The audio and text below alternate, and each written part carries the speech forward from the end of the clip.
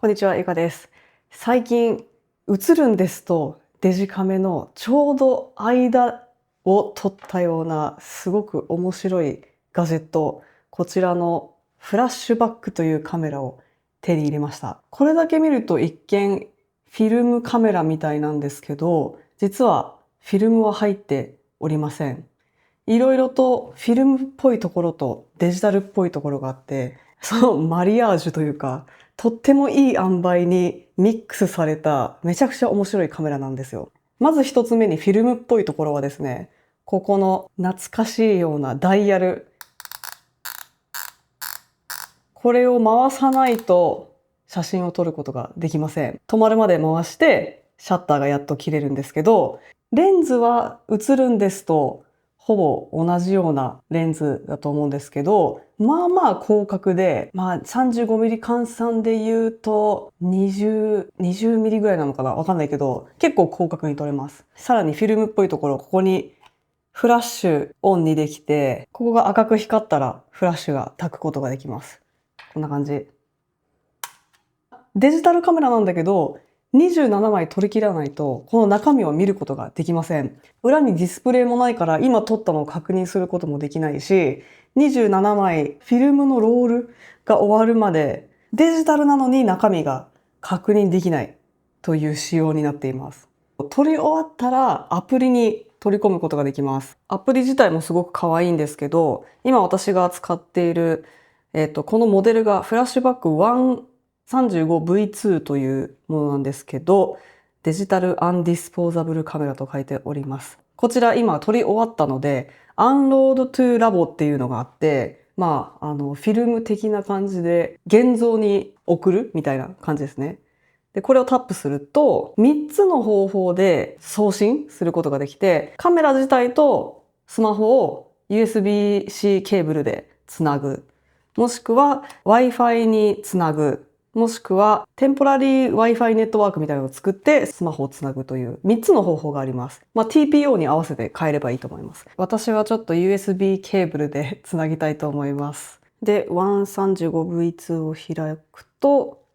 ここでもうファイルが見れるんですけど、ここから写真を直接見れるわけじゃなくて、一回オープンしなきゃいけないんですよね。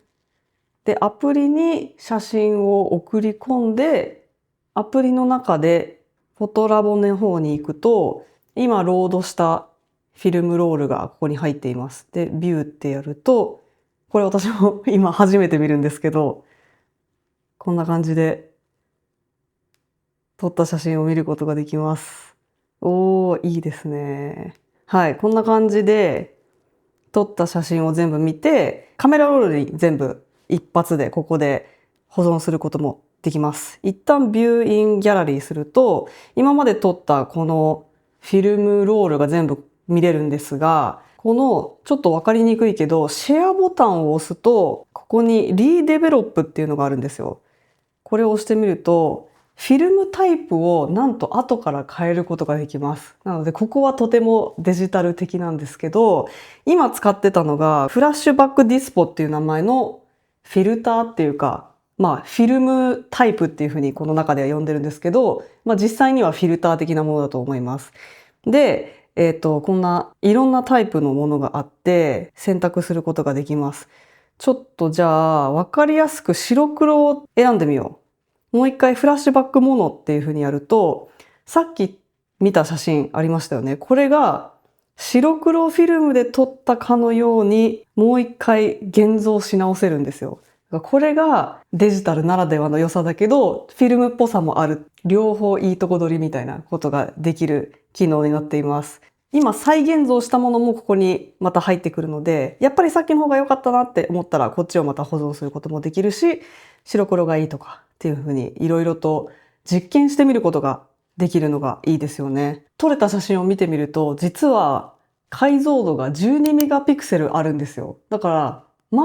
デジタルとしても悪くないし、SNS に上げるぐらいなら全然大丈夫な画素数になっています。写真全般において言えることですけど、光がいい感じだとよく撮れるんですよね。フラッシュもあるから、フラッシュをうまく使うと結構いいのが撮れてたりとか、暗いところでも光源を使っていい感じに取れてる時があります。ただ、手ぶれにはめちゃくちゃ弱いので、ちょっと手ぶれしてるとうまくいってないこともありますね。私の場合は自撮りがやっぱりね、どうしてもなんかこう動いちゃうみたいで、あんまりうまくいかない時があるんですけど、結構手ぶれしていたりとか、中心がうまく取れないとかっていうのがあって、やっぱりプレビューできないから、もうその場のノリで、勘でやるしかないんですけど、それはそれですごく楽しいんですよね。そう、私的に一番楽しいのはやっぱり人というか、友達を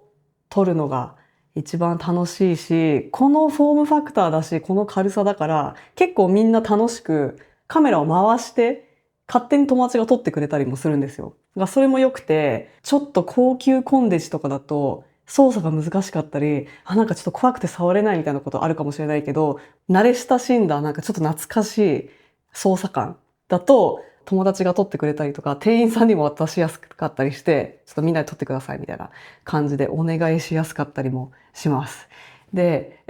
この前友達と遊んだ時に、私含めて5人でご飯食べてたら、そのうち3人これ、その飲み会が終わった後買ってました。リアル友達もめちゃめちゃ楽しんでくれているので、買ってよかったなと思います。そう、あともう一つが、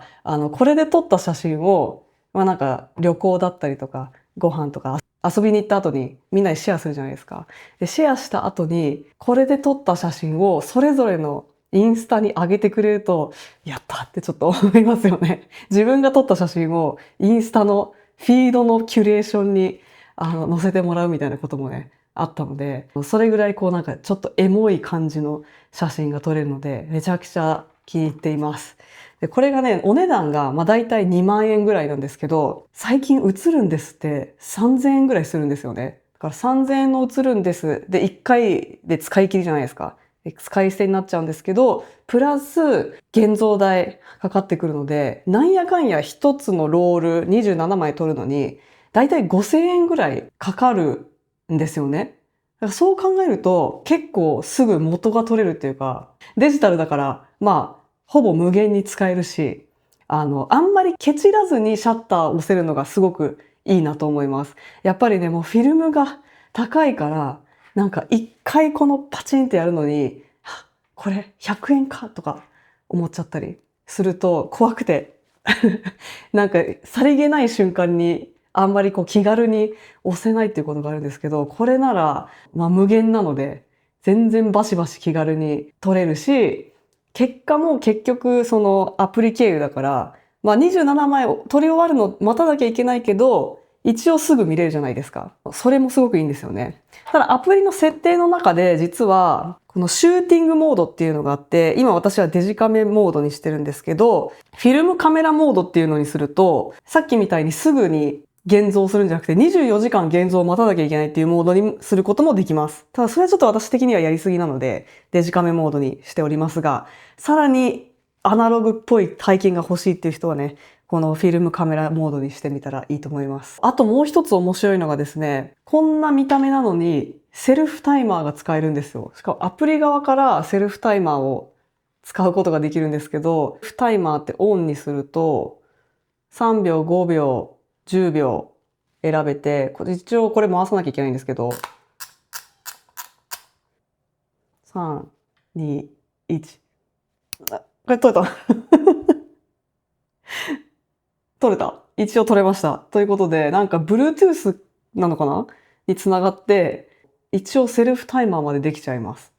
で、すごいデザインもね、いろいろあって、私はもちろんこの透明を選んだんですけど、基板丸見えスケスケモデルなんですが、なんか結構ね、種類もいっぱいあるので、お好きな色を選べると思います。一応なんか 5% オフになる